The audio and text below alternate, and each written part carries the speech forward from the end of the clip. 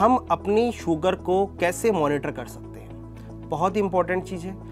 अगर हम डॉक्टर को रेगुलर दिखा रहे हैं या बहुत समय हो गया है हम अपने डॉक्टर के पास नहीं जा पा रहे हैं और दवा हम लगातार खा रहे हैं, एक्सरसाइज बहुत अच्छे से कर रहे हैं, परहेज बहुत अच्छे से कर रहे हैं, तो हमें कैसे पता लगेगा कि हमारा शुगर कंट्रोल चल रहा है या नहीं चल रहा है। तो सबसे पहले बात करते हैं शुगर के ब्लड टेस्टिंग के बारे में। हम सबसे पहले कराते हैं फास्टिंग ब्लड शुगर, जो कि बिल्कुल खाली पेट कराया जाता है। उसके बाद पोस्ट पेरेंडियल ब्लड शुगर, जो खाना खाने के 2 घंटे के बाद कराया जाता है। ये दोनों शुगर हमारी फास्टिंग और पीपी यानी कि पोस्ट पेरेंडियल की स्थिति को बताते हैं। और साथ ही साथ इसमें हम कराते हैं HB1AC, जो कि 3 महीने के एक शुगर एवरेज को बताते हैं। ये बहुत ही इंपॉर्टेंट टेस्ट है। सपोज करिए कि आपने अपना इलाज शुरू किया और आज आपका HB1AC 10.5 चल रहा है और आप लगातार दवा भी खा रहे हैं, लगातार परहेज भी कर रहे हैं, लगातार अच्छी एक्सरसाइज भी कर रहे हैं, और उसके बाद 3 महीने के बाद जब आप अपने इस टेस्ट को रिपीट कराते हैं और अगर ये आता है 8.5 या बिलो 10 आता है, जितना आपका पहले था, अगर उससे कम आता है, तो दैट मीन्स कि आपका इलाज बिल्कुल सही दिशा में, आपके प्रयास बिल्कुल सही दिशा में जा रहे हैं।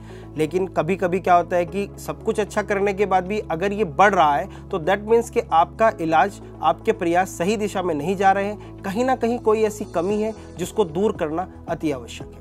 तो HbA1c बहुत इंपॉर्टेंट टेस्ट है जिसको हमें समय समय पे करा करके देखते रहना चाहिए। हर 3 से 6 महीने के बाद हमें इस टेस्ट को कराना चाहिए। इसी के साथ हम लिपिड प्रोफाइल यानी कि कोलेस्ट्रॉल की जांच भी करा सकते हैं, जो हमें ये बताता है कि हमारे शरीर का ब्लड किस मात्रा में, अगर मैं आम भाषा में बोलूँ कि क्या हमारे शरीर का खून गाढ़ा है या नॉर्मल है।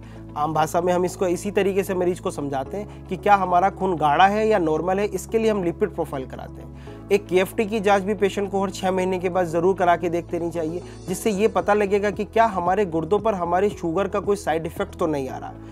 प्रत्येक शुगर के व्यक्ति के पास अपनी एक सेल्फ मॉनिटरिंग किट जरूर होनी चाहिए, जो ब्लड ग्लूकोमीटर जिसको हम बोलते हैं, जिससे हम ब्लड शुगर टेस्ट करते हैं, ये ज़रूर होना चाहिए। और मैं सभी लोगों से एक निवेदन और करूंगा कि आप अपने ब्लड शुगर मशीन को समय समय पर रीचेक जरूर कराएं। उसका एक बहुत छोटा सा तरीका होता है जो मैं अपने सब मरीजों को बताता हूँ, आप भी उस तरीके से कर सकते हैं कि जब भी आप लैब में जाएँ, खाना खाने से पहले या खाना खाने के बाद जब आप ब्लड शुगर को टेस्ट कराते हैं, तो उसी ब्लड की कुछ बूंदें अपनी उस मशीन पर डालें और उससे आप अपनी मशीन को क्रॉस चेक करें। तो उससे आपको पता लगेगा कि आपके मशीन में और जो लैब से रिपोर्ट आ रही है उस मशीन में कितना डिफरेंस आता है। अगर वो डिफरेंस बहुत ज़्यादा होता है तो आपको अपनी मशीन बदलने की आवश्यकता है, लेकिन अगर वो डिफरेंस थोड़ा बहुत इधर उधर होता है तो आप अपनी मशीन को चला सकते हैं। वो आपकी मशीन बिल्कुल ठीक रूप से काम कर रही है। तो ये कुछ छोटी छोटी चीज़ों को ध्यान में रखकर आप डायबिटीज़ और उससे होने वाले कॉम्प्लिकेशन से अपने आप को बचा सकते हैं।